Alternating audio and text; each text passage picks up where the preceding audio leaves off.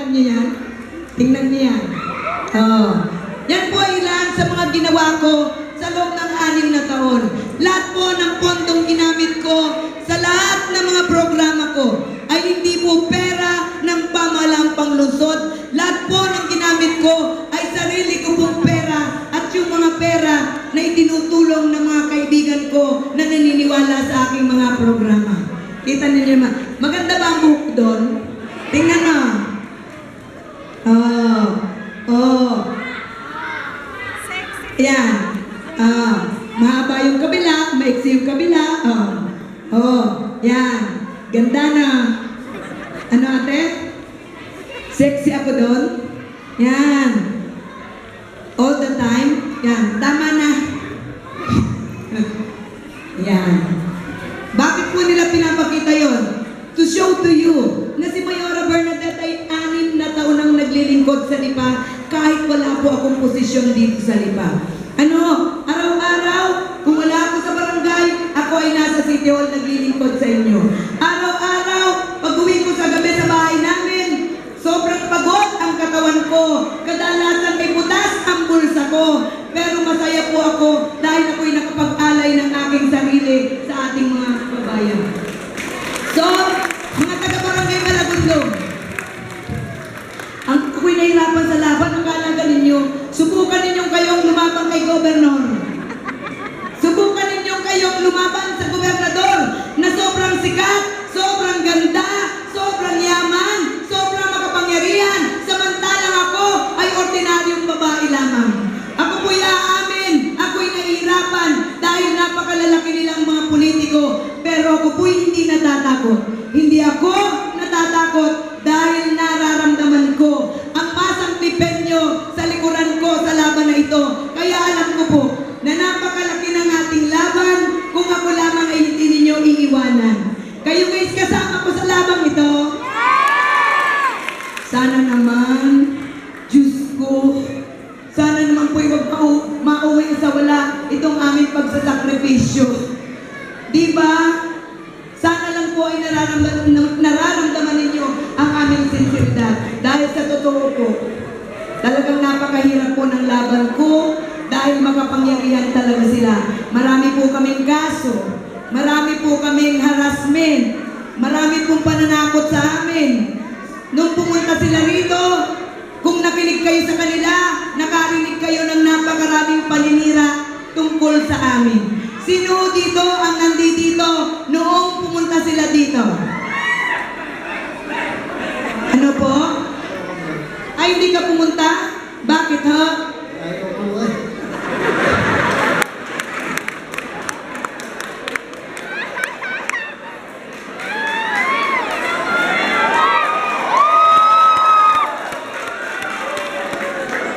Ayaw daw ni Kuya. Taas ang kamay. Gusto ko kasing makita ng mga kamay nung mga nakarinig sa kanila nung nakaraang linggo. Pakitaas ang kamay. Yan, taas. Yan. Kasi tama lang na nakikinig kayo. Hindi pwede. Ito lang si Kuya, masyado na siguro siyang saradong isip. Nakita na niya siguro sa amin na kami ang karapat-dapat. Kaya, kumbaga, siya ay desidido na. Pero dapat doon talaga nakikinig kayo. At doon sa mga nakarinig sa kanila, kayo ba ay nakarinig ng paninira against sa amin doon? Ano ate? Pinagtanggol mo kami? Ano sinabi nyo?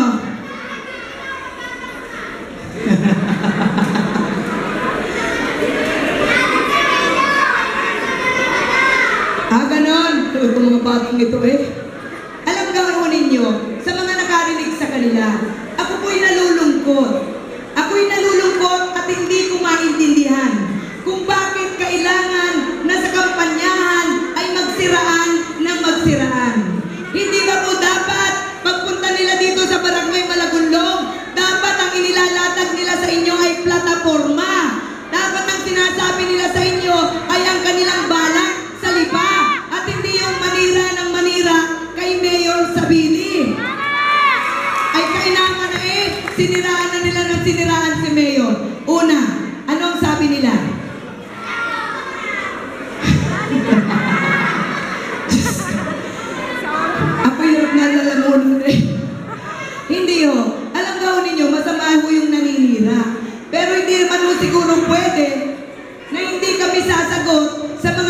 paninira nila. Narinig niyo ba si Merlo Silva? Anong sinabi ni Merlo Silva? Ang sabi ni Merlo Silva, ang ospital daw ng Lipa, piksa lang ang kayang gamutin. Di ba? Ang sabi niya, ang ospital daw ng Lipa, walang gamot, wala daw doktor. Di ba ho? Ang ibig kong sabihin, di ba kung mahal mo ang Lipa, ay hindi mo pipiliting ibagsak ang imahe ng ating mga pasilidad sa Lipa. At ang ibig ko rin sabihin, ang sabi nila ay mahal nila ang Lipa, ay bakit alam pala nila na may kakulangan ng doktor at may kakulangan ng gamot sa ospital ng Lipa, ay bakit hindi nila tinutulungan? Ay di ang sabi nila ay mahal nila ang Lipa. Tama, di ka ho? Ang sabi nila mahal nila ang Lipa, kulang pala ng gamot, kulang pala ng doktor, sila ay nakaposisyon din, ay bakit hindi nila tinutulungan? Imbes na natutuwa silang may kakulangan, ay di kay kung mahal ang Lipa ay tutulungan ng ospital. Dahil ang pagtulong nila sa ospital ng Lipa ay hindi pagtulong kay Mayor Sabili. Ang pagtulong nila sa ospital ng Lipa ay pagtulong nila sa inyo na aming mga kababayan. Nagkakatama ka ho, mali! Ano pa ang sabi? Ang sabi pa,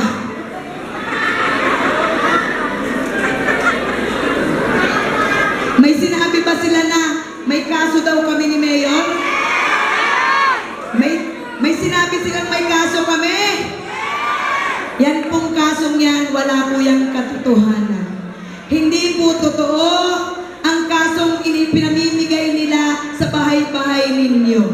Yan po ang sinasabi ko. Kami ay talagang ginigipit dahil sa paglaban ko. Kung hindi po ako lumaban, walang kaso sa amin. Kung hindi ako lumaban, walang siraan ngayon. Kung hindi ako lumaban, hindi sila ganito kalaki ang galit sa amin. Akin pong pinabubulaanan na yung kanilang kaso di umano, against sa akin at against kay Mayor, wala po yung katotohanan. Hindi po yun totoo. Ano pa ang sabi? Ang sabi ni Bibong Mendoza. Ang sabi ni Bibong Mendoza, tigilan na lang ni Mayor ang pagnanakaw. Ang sabi niya, magnanakaw daw si Mayor. Paano naging magnanakaw ang Mayor ninyo? Samantalang napag-aaral niya lahat ng mga anak ninyo. Paano naging magnanakaw si Mayor? Samantalang pilit niyang itinatawid ang ospital ng Lipa. May allowances ang mga bata sa public school. Mayroong programang pangkabuhayan. Libre ang postiso, libre ang salamin, libre ang metro ng ilaw, libre ang bigas, kahit hindi kampanyahan. Ay saan pa kukunin ni Mayor ang nanakawin niya? Saan pa kukuha ng nanakawin? Ay lahat ng pera ng syudad ay ibinalik na sa inyo. Ay saan pa kukuha ng nanakawin si Mayor Sabili? Ang sabi ho nila, marami daw utang ang Lipa. May ipinakita sila sa inyo na listahan di umano ng utang ng Lipa. Tama? Yan. Muli po, kasinungalingan po yan. Ang totoo lamang pong utang ng Lipa ay yung 100, mahigit 100 milyon para sa ospital ng Lipa. Na ngayon naman po ay pinakikinabangan ng daan-daang libong mga Lipenyo. Wala pong katotohanan na iniutang daw ni Mayor yung para sa Sports Academy. Hindi po yun totoo. Lalong hindi po totoo yung sabi nila na iniutang daw ni Mayor ng 1.7 billion ang ating bagong City Hall building. Iniutang daw po ni Mayor ang pambili ng service ng bawat barangay.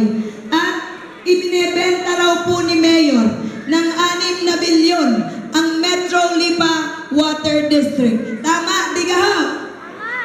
Unang-una po, yung pong water district, hindi po pwedeng ibenta ni Mayor yan. Wala pong otoridad at kapangyarihan si Mayor na ibenta ang water district dahil hindi po yan amin. Para niyang sinabi na kayang ibenta ni Kapitan Ariel yung barangay naibenta ni Kapitan Ariel ang barangay hall dahil hindi niya pag-aari yan. The same way na si Mayor Sabini, hindi niya kayang ibenta ang Metro Lipa Water District dahil wala siyang kapangyarihan na ibenta ang water district. Yun pong lahat ng utang na sinasabi nila, wala po yung katotohanan. Isang linggo ko na po silang hinahamon. Mga taga-barangay Malagunlong, makinig po kayo sa akin. Isang linggo ko na silang hinahamon. Napatunayan na may mga pagkakautang ang Lipa, katulad ng paninirang sinasabi nila. Ang sabi ko sa kanila, tutal ako naman ang dahilan ng sobrang galit ninyo. Tutal ako naman ang dahilan ng mga kasong inaakusan ninyo sa amin. Patunayan ninyo na may utang na ganyang kalaki ang Lipa. At kung yan ay kaya niyong patunayan, ako'y aatras na po sa aking pagkandidato bilang kongresista. Ay isang linggo na akong hamon ng hamon. Wala akong naririnig na sagot nila.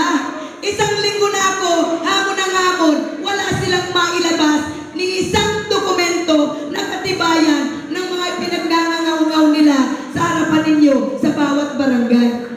Alam nga ho ninyo, please pardon my boses, kasi po talagang wala na halos lumabas dito. Napakadali pong patunayan ng utang ng gobyerno kung talagang merong utang. Kung talagang may utang po, napakadaling patunayan yan.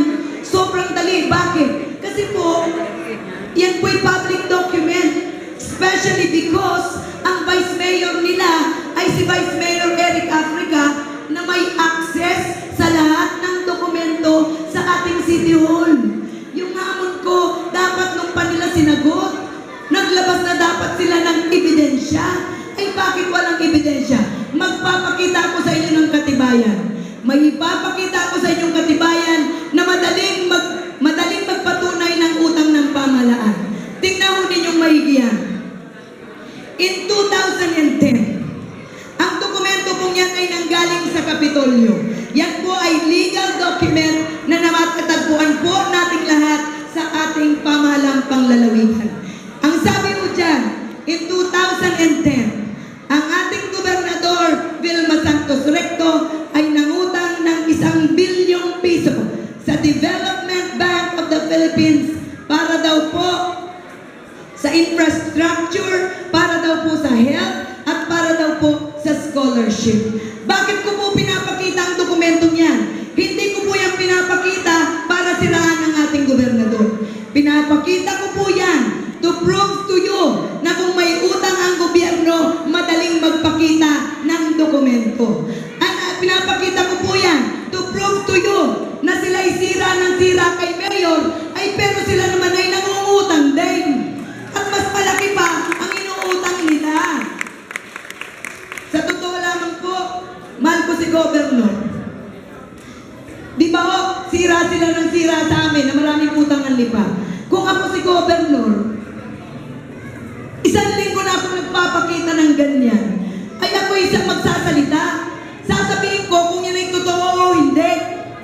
Sasabihin ko, kung ako si Governor, sasabihin ko sa bayan ng Lipa na sinungaling si Bernadette.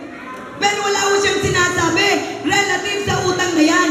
Wala ko silang pinapaliwanag, pero hindi rin nila itinatanggi.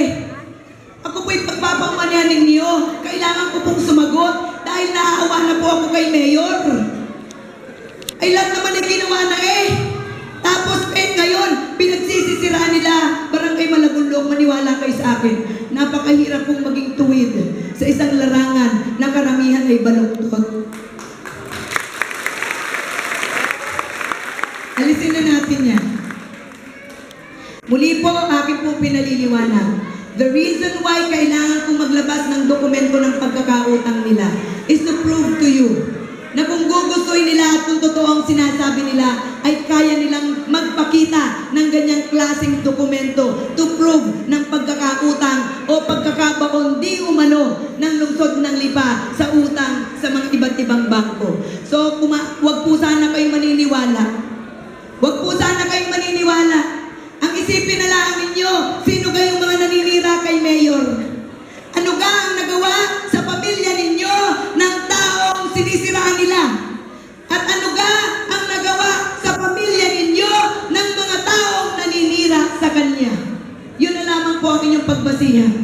at ako'y nakikiusap. Barangay Malagundong. Hoy, shh. Barangay Malagundong. Botohan niyo naman ako. Pwede ka po.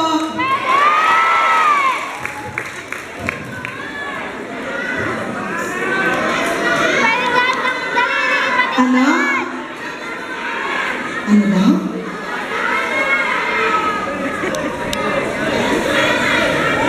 Ano nga, Nay? Yung mga naninira parang anay. Alam gawin ninyo, yung mga naninirang kandidato, huwag niyo silang bobotohan. Kasi, kaya nga sila naninira, siguro wala silang magandang nagawa. Diba? Kasi kung marami kang nagawa sa lipa, hindi mo na kayang manira. Kulang pa sa iyong oras ang pagsasabi sa bayan ng mga nagawa mo at kung ano pa ang gagawin mo para ikaw ay iboto ng mamamayang Lipenyo. Pero ako'y nagpapasalamat sa kanila. Simula nung sila gabi-gabi naninira, lalo kaming lumakas ni Mayor. Lalong dumami ang may gusto sa amin. Sa totoo lang, simula nung siraan nila kami ng siraan, ang mga tao, ang simpatiya ay nasa amin. Bakit po? Kasi taliwas yung sinasabi nila sa nakikita at naramdaman ng tao na pakikitungo namin paglilingkod sa inyo. Tama o hindi? Yan. Kaya po muli, may I remind you, sa Mayo 9, magtatanim kayo ng binhi. Magtatanim kayo ng binhi, Barangay Malagundong. Kapag ang binhi na itinanim ninyo sa Mayo 9 ay matabang binhi, aani kayo ng masaganang paglilingkod at mga programa. Pero kapag kayo'y nagtanim ng maling binhi, Barangay Malagundong, pag kayo'y nagtanim ng maling binhi, ang mangyayari sa inyo pagkatapos ng eleksyon, nanganga kayo kasi nagkamali kayo. Diba? Kung ang gusto ninyong kongresista ay artista, obviously, hindi po ako yun. Dahil hindi naman po ako artista. Kung ang gusto ninyong kongresista, magandang-maganda, hindi ako yun. Si Governor yun, napakagandang babae. Kung ang gusto niyo yung kongresista, ay mayamang-mayaman, sila yun. Hindi po ako yun. Kung ang gusto niyo yung umaapaw sa kapangyarihan, kayang maglagay ng kaso, kahit walang kaso, ang sabi, mananalo si Mayor Sabili, pero hindi daw makakaupo. Ano sila? Diyos?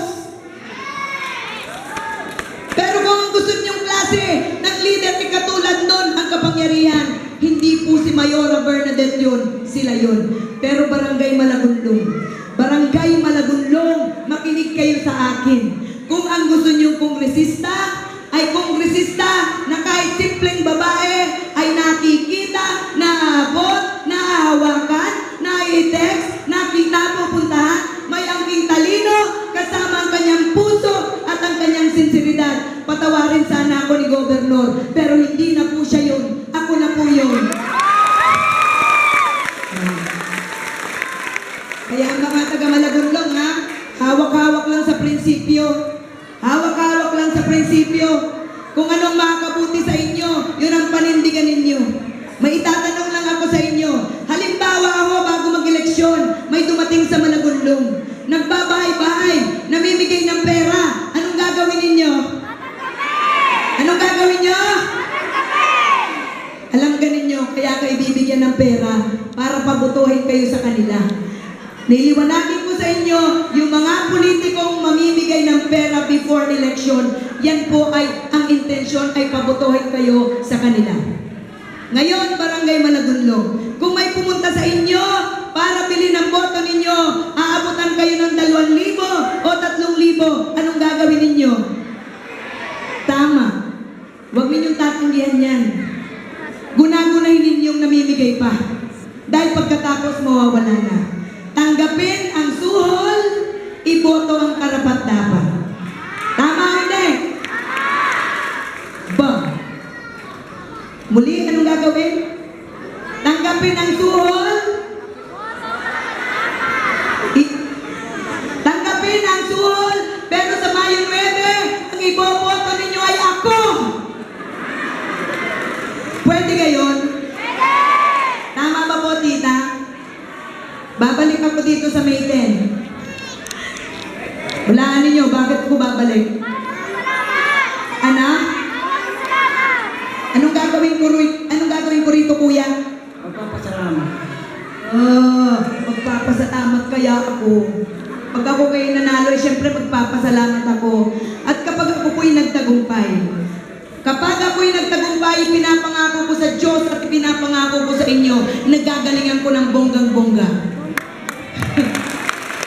Kapag ako'y nagtagumpay, ipinapangako ko sa Diyos at ipinapangako ko sa inyo, nagagalingan ko ang aking paglilingkod nang sa ganun ay hindi kayo magsisi, mayor at kongresista na parehong nagmamahal sa inyo. Doble ang biyaya, doble ang serbisyo, doble po ang magiging programa para sa ating mga kababayan dito sa lungsod ng Libang. Pero kailangan din po namin ang aming vice mayor. Ang vice mayor po ay katuwang ng mayor. Para yung mag-asawa sa bahay. Pag hindi nagkakaigi, ang nahirapan ay mga anak. Kapag ang mayor at ang vice mayor, hindi magkaigi, maiipit ang mga programa, ang mahirapan ay taong bayan. Kaya po sana po, sa huling termino ni Mayor Maynard, ibigay niyo na po sa kanya ang Vice Mayor na naniniwala sa kanya. Palakpakan po natin, Vice Mayor Raul Montiel. Meron din po kaming iisang bukal. Siya po ay hindi sikat, hindi po siya mayaman, pero ang prinsipyo po niya ay pinaniniwalaan ni Mayor na katulad ng sa kanya. Palakpakan po natin, Bukal Manny Gonzales. And of course, yung aming pong mga konsihal. 12 po ang aming konsihal. Sana po inyong pagsama-samahan. Ano po, kung boboto kayo sa Mayo, kung asul ay asul, kung dilaw ay dilaw. Huwag ninyo kaming paghihiwag-hiwagin. Pag kami pinaghiwag-hiwag ninyo, magkakaribok kami. Pag nagkaribok kami, ang programa para sa inyo ang maiipit sa gitna. Kaya muli po, sa Mayo 9, kung asul ay asul, kung dilaw ay dilaw. Barangay Malagunlong, kayo gay asul o dilaw? Walang bawian ha? Tita, walang bawian ha? And at this point, I would also like to recognize the presence ng ating minamahal. Minahal natin noon at hanggang ngayon ay minamahal. Ang isa pa sa nagbibigay ng sa amin ng inspirasyon. Palagpakan po natin, the Honorable Mayor Ruben Liya Saumali. And of course, gusto ko rin pong i-recognize ang presence ng number 1 councilor natin. Number 1 councilor natin siya. Hindi nyo siya nakikita dyan dahil hindi na po siya kandidatong konsyala. Siya po ngayon ang papalit sa kanyang ama bilang representante ng AGA Party List. Kaya po siya ay hindi, kung mananalo, ay magpareho tayong kongresista na. Ako po I would like to take this opportunity to thank her dahil siya po ay isa sa mga sumuporta sa mga programa ni Mayor. Palakpakan po natin, Konsyala Bukala K. Briones. And I would also like to recognize the presence ng representante naman ng One Aalalay Party List. Mamaya po'y maririnig ninyo siya. Tingnan mo niyo, party list, pareho kayo naka-green. Pareho talagang green kayo. Ang party list naman kasi po, pwedeng madami. Hindi ba? Kaya ho, pakinggan niyo silang maigi. Pakinggan natin silang maigi. So, muli po ako'y nagpapasalamat sa inyo. Thank you tingnan naman ninyo. Ako'y pasang-pasaan na Di ka? Pero ako po'y nananalangin na sana naman po'y masulit ang lahat ng sakripisyong ito because again, I am doing this for you. I am not doing this for my children. Gusto ko pong manalo. I really want to win because I want to serve. So with that, thank you so much Barangay Malagunlong. At aasahan ko ang aming tagumpay dito sa barangay ninyo. Maasahan ko namin yan. Maraming pong salamat at magandang gabi sa inyong lahat.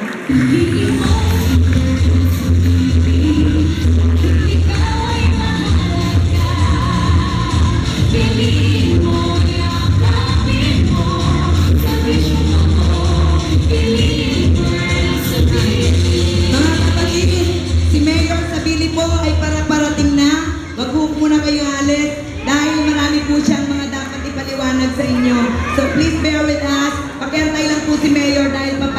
rin po siya. Again, maraming